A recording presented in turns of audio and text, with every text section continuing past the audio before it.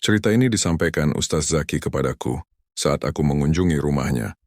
Ceritanya ialah tentang legenda macan putih penunggu makam keramat, yaitu makam ulama dan kiai besar di desaku. Cerita lengkapnya begini. Makam keramat itu terletak di ujung desa, di sebuah bukit yang dikelilingi hutan lebat. Di sanalah bersemayam Kiai Sholeh, seorang ulama besar yang dihormati dan dikenang oleh masyarakat desa kami. Beliau dikenal memiliki karamah luar biasa semasa hidupnya. Konon Kiai Sholeh mampu melihat hal-hal gaib dan sering membantu orang-orang yang datang kepadanya untuk meminta pertolongan. Setelah beliau wafat, makamnya menjadi tempat ziarah yang sering didatangi para peziarah dari berbagai penjuru. Namun, ada satu hal yang membuat makam itu semakin terkenal, keberadaan macan putih yang dipercaya sebagai penunggu makam keramat tersebut. Masyarakat desa menyebutnya si macan putih. Menurut cerita turun-temurun, macan putih itu adalah jelmaan dari kekuatan gaib yang dikirim oleh Kiai Sholeh untuk menjaga makamnya dari segala gangguan. Banyak kisah misterius yang beredar tentang bagaimana macan putih itu muncul dan menghilang, serta peristiwa-peristiwa aneh yang terjadi di sekitar makam keramat. Suatu malam, saat bulan purnama menggantung di langit, seorang pemuda bernama Amar memutuskan untuk menguji kebenaran cerita tersebut. Amar dikenal sebagai santri pemberani yang sering meremehkan hal-hal mistis. Lah mengajak sahabatnya Zaki untuk menemaninya. "Zaki, ayo kita buktikan cerita macan putih itu hanya dongeng," kata Amar dengan nada menantang. Zaki, meskipun sedikit ragu, akhirnya setuju. Mereka berdua membawa senter dan beberapa perbekalan, kemudian berjalan menuju bukit makam keramat. Suasana malam itu begitu sunyi, hanya suara angin yang sesekali berdesir di antara pepohonan. Setibanya di kaki bukit, mereka merasakan aura berbeda. Suasana hutan yang semula tenang mendadak terasa mencekam. Langkah kaki mereka semakin berat, tetapi Amar tetap melangkah dengan mantap. "Tidak ada apa-apa di sini, Zaki. Ini semua hanya cerita kosong," kata Amar mencoba meyakinkan diri dan sahabatnya. Akan tetapi, saat mereka semakin mendekati makam, terdengar suara gemuruh yang semakin lama semakin keras. Amar dan Zaki saling berpandangan, hati mereka berdebar kencang. Tiba-tiba, dari balik kegelapan, muncul sepasang mata berwarna merah menyala.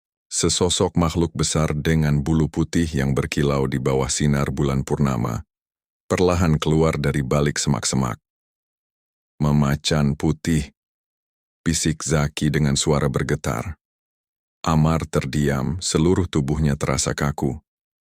Makhluk itu berjalan, mendekati mereka dengan langkah yang tenang tetapi pasti. Detak jantung mereka berdua terasa semakin kencang. Amar mencoba mengambil langkah mundur, tetapi kakinya seakan terpaku ke tanah. Makhluk itu berhenti beberapa langkah di depan mereka. Dengan tatapan yang tajam ia menatap kedua pemuda itu. Sejenak suasana hening, hanya terdengar napas berat dari Amar dan Zaki. Lalu, terdengar suara yang dalam dan berat dari makhluk tersebut. "Kalian berani mengganggu ketenangan makam keramat ini?" Suara itu bergema, seakan-akan keluar dari dalam bumi. Zaki yang pertama kali mampu menguasai diri. Dengan suara yang terbata-bata, ia berkata, "Maafkan kami. Kami hanya ingin tahu kebenaran cerita tentangmu." Makhluk itu mengangguk pelan. Kebenaran tidak selalu harus diuji dengan keberanian. Terkadang cukup dengan kepercayaan dan rasa hormat. Setelah berkata demikian, makhluk itu perlahan menghilang ke dalam kegelapan, meninggalkan Amar dan Zaki yang masih terpaku di tempatnya. Dengan langkah gontai, mereka berdua akhirnya memutuskan untuk kembali ke desa. Keesokan harinya desa gempar. Kabar tentang pertemuan Amar dan Zaki dengan macan putih menyebar dengan cepat. Semua orang membicarakan pengalaman mereka, memperkuat keyakinan bahwa legenda itu nyata.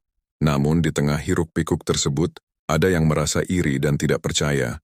Gito, pemuda yang dikenal sombong dan selalu mencari perhatian. "Aku tidak percaya cerita kalian," kata Gito saat bertemu Amar dan Zaki di warung kopi desa. "Aku yakin kalian hanya membuat cerita untuk menakut-nakuti kami." Amar menggeleng. Kami tidak berbohong, Gito. Kami benar-benar melihat macan putih itu. Gito menyeringai. Baiklah, jika kalian benar, aku akan pergi ke makam keramat itu malam. Ini, kita lihat siapa yang berani dan siapa yang pengecut. Amar dan Zaki mencoba mencegahnya, tetapi Gito tetap pada keputusannya. Malam itu, dengan penuh keberanian yang berbalut kesombongan, Gito berangkat ke makam keramat sendirian. Langit malam itu kembali dipenuhi cahaya bulan purnama. Gito melangkah dengan percaya diri menuju bukit makam. Namun, semakin dekat ia ke tujuan, semakin berat langkahnya. Angin malam yang sejuk terasa menusuk hingga ke tulang. Sesampainya di makam, suasana begitu hening dan mencekam. Tiba-tiba dari balik semak-semak muncul suara gemuruh yang sama seperti yang didengar Amar dan Zaki. Gito berhenti sejenak tetapi rasa sombongnya mengalahkan rasa takut. Siapapun kau, keluarlah, aku tidak takut padamu. Teriak Gito dengan nada menantang. Dari balik kegelapan muncul sepasang mata merah menyala. Sosok macan putih itu keluar perlahan, lebih besar dan lebih menakutkan dari yang dibayangkan Gito. Namun, alih-alih mundur, Gito justru maju beberapa langkah. Aku tidak percaya pada legenda bodoh ini, kata Gito sambil menghunus pisau kecil yang dibawanya.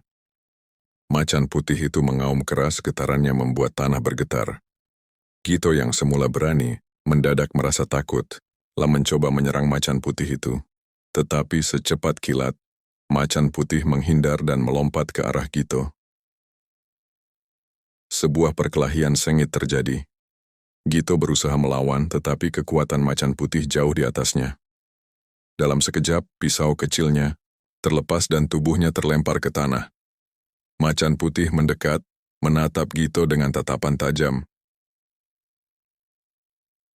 Sombong dan tidak menghormati, suara dalam itu bergema lagi.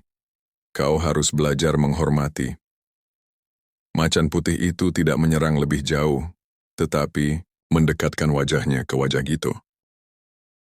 Napas panas macan putih itu membuat Gito gemetar. Sejenak seakan waktu berhenti, Gito melihat kilasan-kilasan kejadian dalam hidupnya yang penuh kesombongan dan arogansi. Saat Gito mulai menangis dan memohon ampun, macan putih itu perlahan mundur, menghilang ke dalam kegelapan. Gito bangkit dengan tubuh gemetar dan hati yang penuh penyesalan, berlari pulang ke desa dengan ketakutan. Setibanya di desa, Gito menceritakan apa yang dialaminya kepada semua orang. Tidak ada lagi nada sombong dalam suaranya, hanya penyesalan dan rasa takut yang mendalam. Sejak saat itu, Gito berubah menjadi pemuda yang lebih rendah hati dan menghormati orang lain. Cerita tentang macan putih penunggu makam keramat semakin menyebar luas, tidak hanya di desa kami tetapi juga ke desa-desa sekitarnya. Makam Kiai Sholeh menjadi semakin dikenal dan dihormati.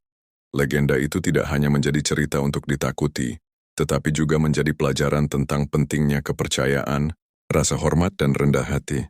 Hari-hari berlalu tetapi legenda macan putih tetap hidup di tengah-tengah masyarakat. Setiap kali ada yang mencoba meremehkan atau mengganggu ketenangan makam keramat, cerita tentang Gito selalu diingatkan. Masyarakat semakin menjaga makam itu dengan penuh penghormatan, menyadari bahwa ada kekuatan gaib yang selalu siap melindungi warisan spiritual mereka. Dan begitu legenda macan putih penunggu makam keramat terus hidup, menjadi bagian tak terpisahkan dari sejarah dan budaya desa kami.